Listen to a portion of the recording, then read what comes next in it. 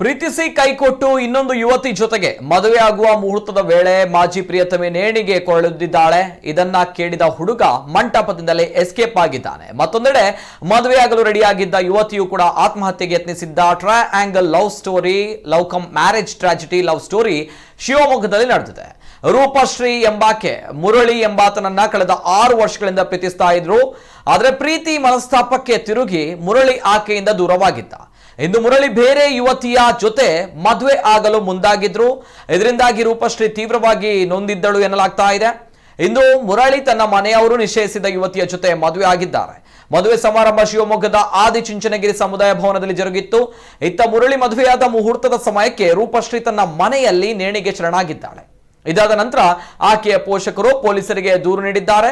ಇತ್ತ ರೂಪಶ್ರೀ ಆತ್ಮಹತ್ಯೆ ಮಾಡಿಕೊಂಡಿರುವಂತಹ ವಿಚಾರ ತಿಳಿದು ಮದುವೆ ಮನೆಯಿಂದಲೇ ಮುರಳಿ ಪರಾರಿಯಾಗಿದ್ದಾನೆ. ಸದ್ಯ ದೊಡ್ಡಪೇಟೆ ಪೊಲೀಸರು ಆತನ ಹುಡುಕಾಟದಲ್ಲಿ ಕಾರ್ಯನಿರತರಾಗಿದ್ದಾರೆ. ಇದು ಮುರಳಿ ಮದುವೆಯಾದ ಯುವತಿಗೆ ಈ ವಿಚಾರ ತಿಳಿದು ಆಕೆಯು ಸಹ ಸಮುದಾಯ ಭವನದಲ್ಲಿಯೇ ಆತ್ಮಹತ್ಯೆಗೆ ಮುಂದಾಗಿದ್ದಾಳೆ. ಆಕೆಯನ್ನ ಖಾಸಗಿ ಆಸ್ಪತ್ರೆಗೆ ದಾಖಲಿಸಲಾಗಿದೆ ಎಂದು ತಿಳಿದು ಬಂದಿದೆ.